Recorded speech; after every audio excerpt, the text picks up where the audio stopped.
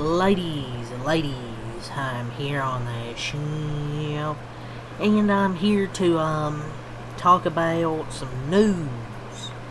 Possibly the last video of the day. We'll see. Maybe I can find something to do tonight. We'll see. But yeah, let's get into some news here. I'll start with some NFL. So,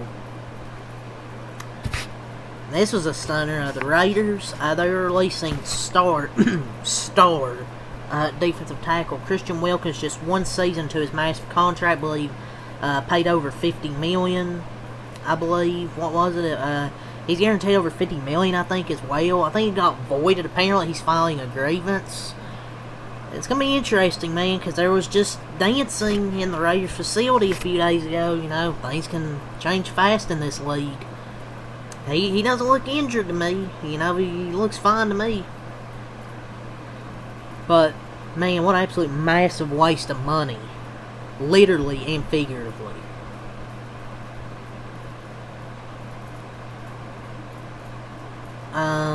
So, per your report, the Buccaneers won't allow undrafted free agent defensive lineman Desmond Watson to practice until he gets in better shape and reaches a undisclosed weight goal. He weighed 464 pounds at his pro day earlier this offseason and has lost nearly 30 pounds since joining the team, but has to lose more.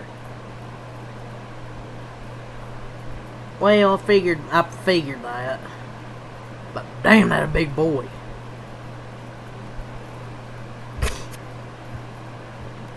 So J.J. Watt blasts people who seriously track training camp stats and says practice is meant for failing. He made a lot of great points. I mean, he's not wrong. Like, real ball knowers know training camp stats. Like, who cares, man? Like, it's training camp. Like, I don't judge training camp stats. I look at the regular season and your playoff stats. Like, who gives a shit about training camp stats and preseason? Talk about those. Who gives a fuck? So, no stadium coming for Philly? Question mark? In an email sent to the season ticket holders, the hashtag Eagles hinted at the possibility of building a brand new stadium. Per Z Burn. To help guide this division, we're exploring potential updates to Lincoln Financial Field, including both renovation options and the possibility of a brand new stadium in the region. I mean, they could. We'll see. Marlon Humphrey doesn't think the Bengals or Steelers fear the Ravens' defense. I mean, to be fair, I doubt the Bengals' offense fears anyone just because they have three great players with Joe Burrow, Jamar Chase, T. Higgins. So I don't think they're in a fear. Because they have a great offense, it's just their defense sucks. I mean, the Steelers' offense is shaky. I mean, I wouldn't... They ain't really good. Per your report, the Dolphins are working out free agent cornerback C.J. Henderson, according to Aaron Wilson. They're lone corners after losing Artie Burns and then trading Jalen Ramsey. Browns GM Andrew Berry told reporters that it's possible they keep all four quarterbacks on the 53-man roster. Only the Cleveland Browns, ladies and gentlemen. Gabe Davis, he wants to sign with the 49ers. He told Up and Adams show. Bold statement by Michael Penix. We should be the best offense in the league with the guys we've got around us. We should be unstoppable. So that's our goal. We want to be number one in all categories. I mean, he didn't say they are the best or unstoppable. He said he wants it to be unstoppable. But we'll see. The Giants, they're adding $3 million in earnable incentives to their star defensive lineman Dexter Lawrence's contract this season.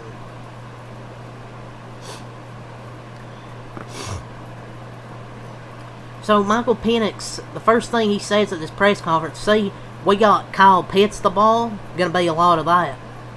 We're not falling for this for the 948,000th time in a row. They say this every year since he's been drafted. The Rams, they reportedly have Arch Manning as their clear quarterback one compared to the other guys coming out, and convey him as the succession plan post-Stafford. A high-ranking source even told him, Charles Robinson, they'd still pursue Manning if Stafford continues playing in 2026. I think this is all BS, to be honest. Yeah, too bad everyone else probably has him as their QB1. I don't see the Rams being worse. There's no way they'll have a chance to get him. Like, there's no way. I mean, they have first-round picks they can move up, so trade-up can happen. We'll just have to see how long he stays in college. Brandon Beane is standing by rookie cornerback Maxwell Harrison and suggests he's a victim of false accusations. Oh, he has the sexual assault accusation.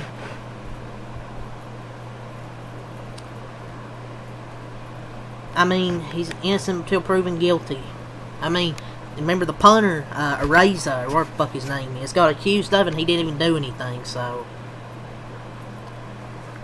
If he did something, he probably wouldn't be in the NFL. Commanders Von Miller, the Washington Redskins, called me a month and a half ago and started talking, signed and agreed to come here to Washington about a week and a day ago, and here I am. Well, I guess he wants the name change. Tyrann Mathieu left the door open to potentially coming out of retirement in the future. I guess that's what being a Saint does to you, man. Nathaniel Hackett, former Broncos head coach, he's joined the Packers staff as a defensive analyst. Well, he wasn't much help on the offensive side of the football, so. Justin Fields is dealing with a right toe injury, per Jets head coach Aaron Glenn. He's still being examined, and the severity of the injury is unknown at this point. So, good thing it's nothing serious, because he got carted to the locker room, suffered the injury. So, Eagles' second-year cornerback Quinion Mitchell has been playing both sides of the field in practice, so he could potentially travel with wide receivers in games. Okay, let's calm down here, man. Let's not do this. Kyle Pitts has mostly been working with the wide receivers and not tight ends in Thursday's practice. Don't give people hope this guy's going to be good, man. Oh yeah, it's all the NFL there. Quite a few things there today, ladies and gentlemen. But yeah, saw out some wrestling news here. A little bit here. That's for today. So a move for Jimmy Uso to Raw has been discussed internally via WrestleVote's radio backstage pass. Makes sense, you know, Naomi's on Raw now. You could have the Usos come back. And it could at least save Jay's reputation again, at least online. You know, to have Jay, Jimmy, maybe Roman back together. Or at least just Jay and Jimmy. There'd be a significant plans for Stephanie Valkyrie heading to the latter half of 2025 via WrestleVote's Radio Backstage Pass. Marketing and creative services have already presented her with several character upgrades, including refinements to her overall presentation. Her signature horns will remain as it is. So she's going to win the title in the latter half, 2025, most likely. I don't know where she's going to win the title. I don't know where. We'll see. Maybe. I mean, is she going to win it in Paris? She's going to be the top of the division in no time. She's so smooth in the ring. She's going to win the title. I don't know if they're going to do it at Paris. I mean, I'd like to see it happen, but I'm not sure if it will. We'll see. Hulk Hogan. I made a video about it. If you want to check it out, check it out. I'm not really going to discuss it because I already talked about like 10-minute video. Talked about it where he passed away. But yeah, he passed away today. TMZ reported. He passed away at the age of 71. They reported, TMZ, that operators stated he passed away due to cardiac arrest earlier this morning. He had a massive cardiac arrest. He was rushed to a local hospital in Florida, but they were unable to save him, so he had a massive cardiac arrest. See, that's a big loss there, man. People's childhood with Hulk Hogan.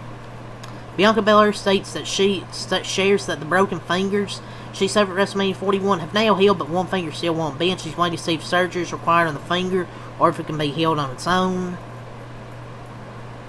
So she's still dealing with an injury. Gunther reveals that he suffered a broken hand during his retirement match against Gunther. How? What? My lord, dude. Farewell speech not completed. Show packed with ads. A hand injury then. I mean, at least the match was good, but man, he got hurt. Jelly Roll shares that he will weigh under 300 pounds for the first time since middle school for his debut at SummerSlam. Man, he's dedicated, man. It's good for him, under 300 pounds. And he used to weigh a lot, man. Like, he's just lost a lot of weight. Like, he's getting healthy, which is a good thing. It's where he can wrestle. Pretty sure he said he wanted to do a WWE match, but only if his health was right. So, yeah, that's all the wrestling news there I wanted to talk about. So, it's all about NASCAR. NASCAR and iRacing's NASCAR 25 game will launch on PS5 and Xbox Series X and S on October 14th, with PC via Steam soon after. So, it will feature Cup, Xfinity, Trucks, ARC also have a career mode. So, on PC, it's still going to be a bit later. But yeah, I have PS5, so I'm definitely going to get the game. Spire development driver Tristan McKee turns 15 next month and will drive a Spire car in the ARCA race at Watkins Glen, ARCA West at Phoenix in November. He's had wins in Cars Tour and Trans Am events. Dude, 15, oh my god. Ty Majeski is a new spotter this weekend. Brandon Wilkinson, who spots for Priest and Cup, replacing Brandon Lyons, who spots for Byron. Let's go over the schedule again. Friday, 12 CWF Xfinity practice, 1 ARCA P&Q, 105 True TV Cup practice, 305 FS1 Truck P&Q, 539 ARCA race, 817 for the truck race on FS1, 50% chance of rain, 30% during PM. Saturday, 1 p.m. CWF Xfinity Q, 235 True TV Cup Q, 450 the Xfinity race in CW, 40% chance of rain in the 90s, and the Cup 220 TNT on Sunday in the 90s, 40% chance of rain. So, it's going to be interesting with the weather. So now let's get to some NBA. Jeff Teague says he would take Paulo Banchero over Victor Wembanyama. The reason I say he's better than Wemby is because Wemby ain't really did nothing. We just like Wemby because he's a freak. Pause. He's a phenomenal player. I'm just going to go with what I see. Brother. What is, maybe Apollo I think's good, but what has he done? If we're talking about Wemby ain't really did nothing. Okay, then what has Paulo done? Like, he's good, he's getting better, but what has he done? Ben Simmons pending decision is reportedly holding up the market for Russell Westbrook. What? Ben Simmons affecting the market. This isn't real life. A Nets executive believes that Michael Porter Jr. could come close to winning the scoring title. Sure, man. Jonathan Kuminga is not interested in being a second option per Anthony V. Slater.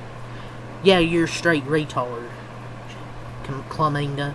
The Kings are reportedly willing to offer David Carter, Dario Saric, and protect a first-round pick for Jonathan Kuminga.